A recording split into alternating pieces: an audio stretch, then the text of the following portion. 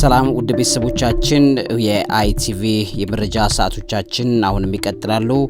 እንግዲህ በተለይ ዜና ነክ ነገሮችን በደንብ አድርገን በዚህ ፕሮግራማችን ላይ በደንብ እንሰጣችኋለን። ትኩስ የሆኑ መረጃዎችና ወሬዎች ይኖሩናል። እንግዲህ ዛሬ በሰማነው በአሜሪካን ሀገር ሚቺጋን ስቴት ውስጥ የተከናወነው ነገር በጣም ይዘገንናል። ይህ ምንድነው የሚለውን ነገር በዚህ ፕሮግራማችን ላይ እናሳያችኋለን። በሩሲያና በዩክሬን መካከል ያለው ግጭት እጅግ በጣም የተፋፋመበት ደረጃ ላይ ነው ያለው። ዛሬ ሩሲያ ቀኑን ማለት እሁዱን በጠቅላላ ስደበድብ ከ12 ሰዓታት በላይ የቆየ ድብደባ በዩክሬን ላይ ማድረጓ ተሰምቷል። ይሄ ነገር እያመጣ ያለው አጸፋዊ ነገር በጣም ከበድ እንደሚል እየተነገረ ነው ያለው። ያ ብቻ አይደለም። በተለይ ፕሮቮኬሽን ላይ እየተሰሩ ያሉ ነገሮችን በተመለከተ የሩሲያው ከፍተኛ ባለስልጣን ላቭሮቭ በተባበሩት መንግስታት ጠቅላላ ጉባኤ ላይ የተናገሩት ነገር እጅግ አነጋጋሪ ሆኖ ተገኝቷል። በአሜሪካና በቬኔዙዌላ መካከል ያሉት ግጭቶች እየጨመሩ ነው። 17 ሰዎች መገደላቸው ከምን ጋር ይመለከታል? ይሄ ጉዳይ በአካባቢ ላይ በተለይ በአሜሪካና በሰሜን አሜሪካና በደቡብ አሜሪካ መካከል ግጭት፣ ጦርነት እንዳይቀሰቅስ እየተጠቆመ ያለበት ጊዜ ላይ እንዳለን እየሰማን እንገኛለን።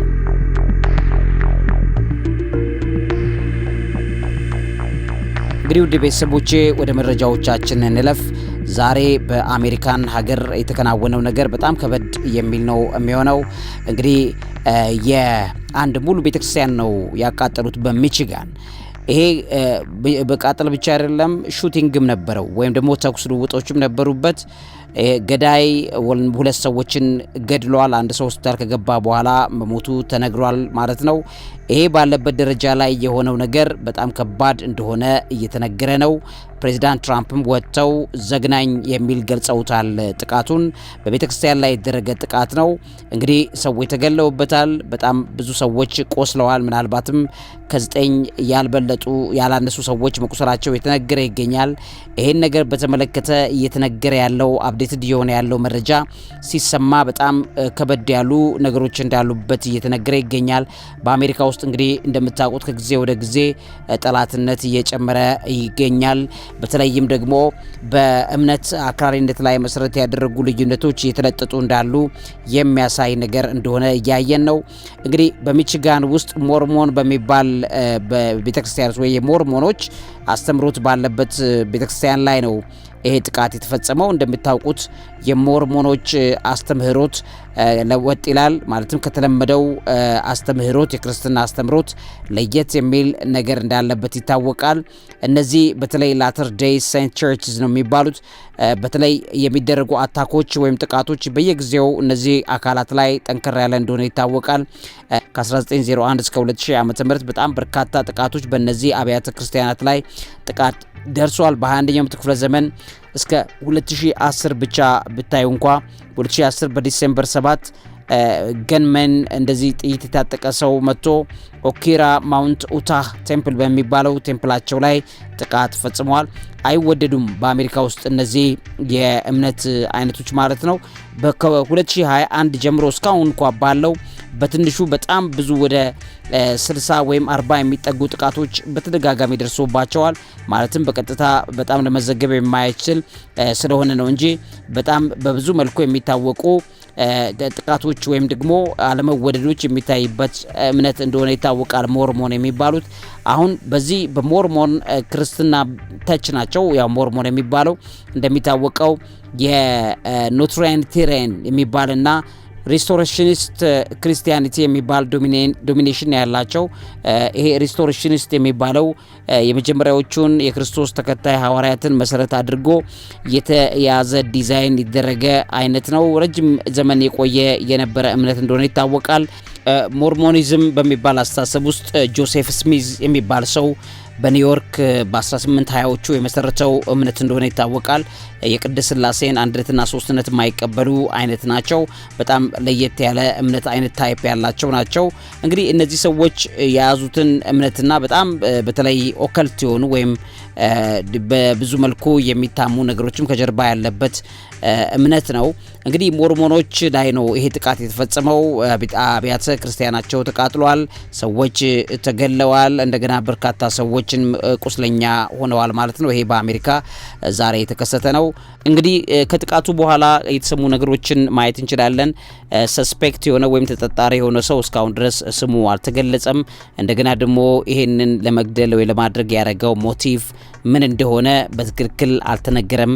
የአሜሪካው ፕሬዚዳንት ዶናልድ ትራምፕ ሃዝ ኮልድ አታክ ሆሬንዶስ በሚል ገልጸውታል። በጣም ጨካኝነት የተሞላ የሚል እንደሆነ በግልጽ ተናግረዋል ማለት ነው። እንደሚታወቀው ከአንድ ቀን ቀደም ብሎ የቤተክርስቲያኒቱ ዋነኛ የሞርሞን ቸርች ዋናው ፕሬዚደንት እንግዲህ አታክ ደርሶባቸዋል። እንደሚታወቀው ከአንድ ቀን በኋላ ነው ይሄ የሆነው። ምናልባትም ከዚህ ጋር ከእምነት ጋር የተያያዘ ጥላቻ ያለበት ነገር ሊሆን ይችላል ተብሎ እየተነገረ ይገኛል። ነገርየው ግን በአሜሪካን ሀገር ተደጋጋሚ እምነት ላይ መሰረት ያደረጉ ጥላቻዎች እየጸነሱና እየጨመሩ መሆናቸውን በጣም በከፍተኛ ደረጃ እየተነገረ ነው የሚገኘው። መለያየቶችና መፈልቀቆች እየጨመሩ እንዳሉ የሚያሳዩት ነገሮች አሁንም ከፍ ብለው እየተሰሙ ነው ያሉት። ወደ ሌላኛው መረጃ ስወስዳችሁ በሩሲያና በዩክሬን መካከል ያለው ግጭት በጣም ጨምሯል። እሱ ብቻ አይደለም። በተለይ ሩሲያ በኪየቭ ላይ ከፍተኛ የሆኑ ማስ ድሮን ኤንድ ሚሳይል አታክ ነው የተባለው። እጅግ በጣም ብዙ የሚሳይልና የድሮን አታክ ዛሬ እሁድ ዕለት ለ12 ሰዓታት ያክል የተመላለሰ ደብድባለች። በዚህም በትንሹ 4 ሰዎች እንደተገደሉ በጣም በርካታ ሰዎች እንደቆሰሉ እየተነገረ ይገኛል። ይሄም እንግዲህ ፉል ስኬል ዋር ሁለቱ ሀገራት የሙሉ ጊዜ ጦርነት ከጀመሩ በኋላ one of the most sustained attacks በሚል ተነግሯል። ማለትም ረጅም ጊዜ ዘለቀ ማለት በተደጋጋሚ ሆን ተብሎ ረጅም ሰዓት ወስዶ ድብደባ የተፈጸመበት አይነት የጦርነቱ ክፍል ነው ተብሎ የተነገረ ይገኛል። በዚህም እንግዲህ የዚቹ የዩክሬን ጎረቤት ሀገር የሆነችው ፖላንድን በተመለከተ የኤር ስፔሷን የአየር ኃይሏን የአየር አቅጣጫዋን ወይም አየር መስመሯን ዘግታዋለች። በዚህም ግጭት በጣም በርካታ ውድመቶች እንደደረሱ እየተነገረ ይገኛል። በተለይም ሁለቱ የደቡብ ምስራቅ የዩክሬን ከተሞች አካባቢ ያለ የቅርብ ቦታዎቿን እቺ ፖላንድ ለመከላከል ጥረት እያደረገች ትገኛለች። ፖላንድ እንደምታውቁት የኔቶ አባል ሀገር ናት። ኔቶ ደግሞ በዚሁ በምስራቁ ክፍል አካባቢ ላይ የአየሩን ክልል ለመጠበቅ በሚል ከተጠቀመባቸው ከተሞች አገሮች መካከል አንዷ ፖላንድ ናት። በነገር እዚህ አካባቢ ላይ ብዙ ቅስቀሳ ከሚያደርጉ መካከል ይገኛል። ምናልባትም በሩሲያና በኔቶ መካከል የሶስተኛው ዓለም ጦርነት ቢነሳ የመጀመሪያው ተጠቂ ሀገር የምትሆነው ፖላንድ ነው ትታወቃለች። እንግዲህ የዩክሬን ሚሊተሪ እንደተናገረው ከሆነ ራሽያ 595 ያክል ድሮኖችን በእሁድ ዕለት ቀኑን ሙሉ ስደበድብ ቆይታለች። 48 ሚሳኤሎችን በሌሊቱ ሙሉ ማለት ነው ስደበድብ ቆይታለች። እንግዲህ በተዛባ ወይም ደግሞ ውሸት ነው በተባለ ዜና የዩክሬን ሚሊተሪ አካላት ሲናገሩ ከ595 ድሮኖች 568ቱን አኮላሽተናል ብለዋል። እንደገናም ደግሞ ከ48ቱ ሚሳኤል 43ቱን እንዳይሰሩ አድርገናል በሚል ዜናዎቹ ተነግረዋል። ነገር ግን ይሄ የተጋነነ ውሸት ነው እየተባለ እየተነገረ ይገኛል። ፕሬዚዳንት ቮሎዲሚር ዘለንስኪ እንዲሁ ከዚህ ጋር ተያይዞ ለ12 ሰዓት በዘለቀው በዚህ ጦርነት ወይም ደግሞ ተከታታይ ድብደባ ላይ ያላቸውን በጣም ተቃውሞ በግልጽ አሰምተውታል። ሰዎች በሞታቸው እንደገናም ደግሞ ሁለት ሌሎች በካርዲዮሎጂ ክሊኒክ ውስጥ ሁለት ሰዎች እንደገና የሞት እየተጠባበቁ ነው ያሉት በሚል የገለጹት ነገር እየተነገረ ይገኛል። ወደ 80 የሚጠጉ ሰዎች እንደተጎዱ፣ ፋብሪካዎች እንደተቃጠሉ፣ የመኖሪያ ቤቶች እንደወደሙ፣ በተለይ ኤነርጂ ጀነሬቲንግ ሳይቶች እንደዚሁ ዳሜጅድ እንደሆኑ እንደተጎዱ ተነግሯል።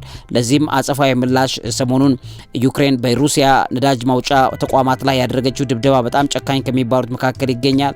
ምናልባትም በሩሲያ ውስጥ የነዳጅ እጥረት እስኪመጣ ድረስ ሊያደርስ የሚችል አይነት ጥቃቶች በተደጋጋሚ እየተደረጉ ነው ያሉት። ለዚህ አጸፋዊ ምት ሩሲያ እየሰጠች እንዳለች የሚያሳይ እንደሆነ እናያለን። የሩሲያው መከላከያ ሚኒስትር እሁድ ዕለት ዛሬ እንደተናገሩት ማሲቭ አታክ ኦን ዩክሬን ዩዚንግ ሎንግ ሬንጅ ኤር ኤንድ ሲ ቤዝድ ዌፐንስ ድሮንስ ቱ ታርጌት ሚሊተሪ ኢንፍራስትራክቸር ኢንክሉዲንግ ኤርፊልድ ብለው ተናግረውታል። ስለዚህ የተጠቀሙትን መሳሪያዎች የረጅም ርቀት ተወንጫፊ ሚሳኤሎች እንደገናም ደግሞ በባህር ላይ መሰረት የሚያደርጉ ጦር መሳሪያዎች ከባህር የሚለቀቁትንም ጭምር እንደገና ድሮኖችም ጭምር ተጠቅመናል በሚል በግልጽ ተናግረውታል። ሞስኮ ከዛ ውጪ በተለይ የሲቪሊያንስ ላይ ወይም ደግሞ ሰላማዊ ዜጎች ታርጌት ተደርገዋል የተባለው ነገር ሞስኮ አስተባብላለች። ስለዚህ ከዚህ ጋር ተያይዞ በጣም ብዙ ሰዎች እንደተገደሉ እንደገናም ደግሞ ብዙ የመኖሪያ ቦታዎች ላይ ያሉ ደግሞ ዳሜጅድ እንደሆኑ በየጊዜው የተነገሩ ካሉ ዜናዎች መስማት ግን የምንችል መሆኑን ይታወቃል።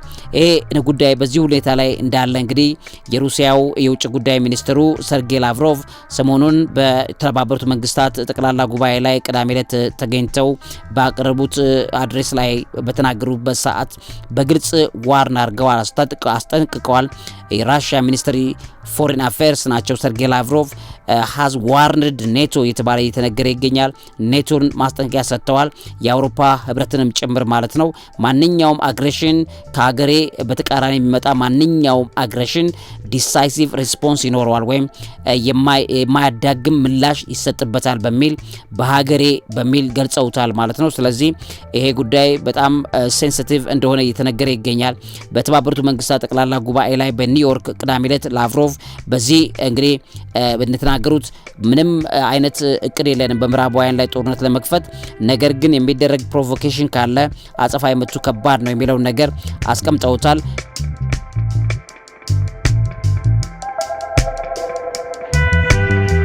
የዩክሬኑ ፕሬዚዳንት ቮሎዲሚር ዜሌንስኪ ከሰሞኑ በጠቅላላ ሩሲያ በአውሮፓ ድንበርተኛ ሀገራት ላይ ወይም ደግሞ በኔቶ አባል ሀገር ድንበር ላይ እየገባች ድሮንና አውሮፕላኖችን ይዛ ገብታለች በሚል ኢንከርዥኗን በተመለከተ ሩሲያ አድርጋለች የሚለውን ክስ በተመለከተ በተለይ ይሄንን ኮመንት አጣጥላለች። እንደሚታወቀው ሩሲያ ምክንያቱም የዩክሬን ደሊብሬት የሆነ ጦርነት በምዕራቡ ዓለም ጋር እና ከሩሲያ ጋር እንዲፈጠር ለማድረግ እየተሰራ ያለ ስራ አለ የሚለው ነገር እየወጣ ይገኛል። እንደሚታወቀው እንግዲህ Russia is testing their ability to defend themselves በሚል ነው የተነገረ ያለው። ሩሲያዎቹ ራሳቸውን ለመከላከል የሚያስችላቸውን ነገር ለማወቅ በምዕራቡ ዓለም ላይ እየተደረገ ያለው የጦርነት ዝግጅት ምን ይመስላል የሚለው ለመሞከር እየሰሩ ያሉት ነገር ነው በሚል እየተነገረ ይገኛል። ሞስኮ ከዚህ ጋር ተያይዞ እንግዲህ በፖላንድ አየር ኃይልና በተለይ አየር መስመሮች ላይ በድሮኖችና በአውሮፕላኖች ገብታለች የሚለው ነገር እንደገና በኤስቶኒያም አየር ስፔስ ላይ እንደዚሁ ፋይተር ጄቶችን በዚህ ወር ላይ አስገብታለች የሚል ክስ ቀርቦባታል። እሱ ብቻ አይደለም እንግዲህ በዴንማርክ አየር ጣቢያ ላይ ወይም ደግሞ በዴንማርክ አውሮፕላን ማረፊያ አካባቢ ላይ ምንነታቸው ያልታወቁ ስፖትድ የሆኑ የታዩ የድሮን ዝርያዎች ተደጋግመው እየታዩ በመሆኑ ዴንማርክ አየር ክልሏ ላይ የሆነ ክፍተት እንዳይፈጠር ለማድረግ ጥንቃቄ ያደረገች ያለችበት ነገር በዚህ ስፍራ ላይ ጦርነት ሊቀሰቅስ የሚችለው የኔቶ አባል ሀገራት ተመልክቶ ያላቸውን ዝግጅትም ጭምር የሚያሳይ እንደሆነ እየተነገረ ይገኛል።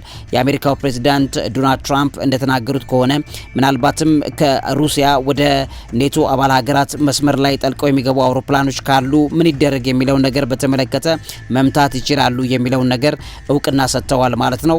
ስለዚህ ኔቶዎቹ በማንኛውም ሰዓት ላይ ከሩሲያ ወደ ኔቶ ድንበርተኛ ቦታዎች ላይ የሚገቡ አውሮፕላኖች ላይ ጥቃት ከፈጸሙ የሶስተኛው ዓለም ጦርነት ጀመረ ማለት ነው። ስለዚህ በማንኛውም ሰዓት ላይ ይሄ ሊሆን የሚችልበት ነገር ቅርብ እንደሆነ እየተነገረ ይገኛል። እንግዲህ ለሰላም ስምምነቱ ፕሬዚዳንት ትራምፕ በጣም ብዙ ጥንቃቄ ሲያደርጉ ቆይተው ነበር። ነገር ግን አሁን ባለበት ሁኔታ ላይ ያ ወደ ተበለሻሸ መስመር ላይ እንደመጣ ያሳያል። በሩሲያና በአሜሪካው ፕሬዚዳንት ትራምፕ መካከል ያለው ግንኙነት እየሻከረ እየመጣ እንደሆነ የሚያሳዩ መረጃዎች ሰምተዋል። ወደ ሌላኛው መረጃ ይዣችሁ ልሂድ።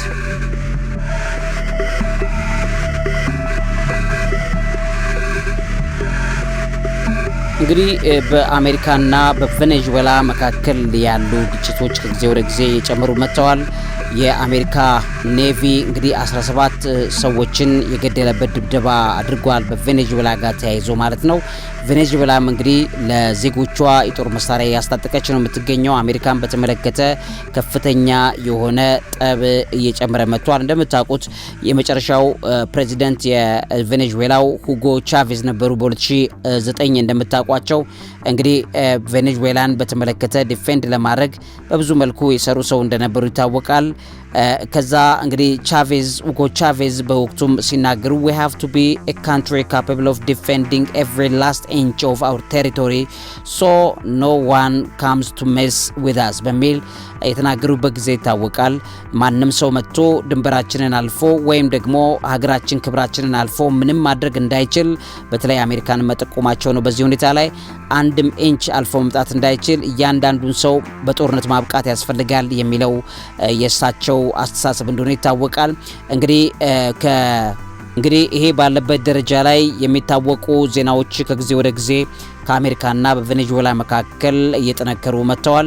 አሜሪካ እንደምትለው ከቬኔዙዌላ ወደ አሜሪካ የሚገቡ ከፍተኛ የድራግ ንግዶች አሉ በሚል እዛ ቦታ ላይ ያሉ ጥቃቶችን በደንብ አጠነካክረን እንቀጥላለን ብለው ፕሬዚዳንት ትራምፕ ጠንካራ የሆነ እዛ ስፍራ ላይ ያለ ወታደራዊ ኃይል አጠነካክረዋል።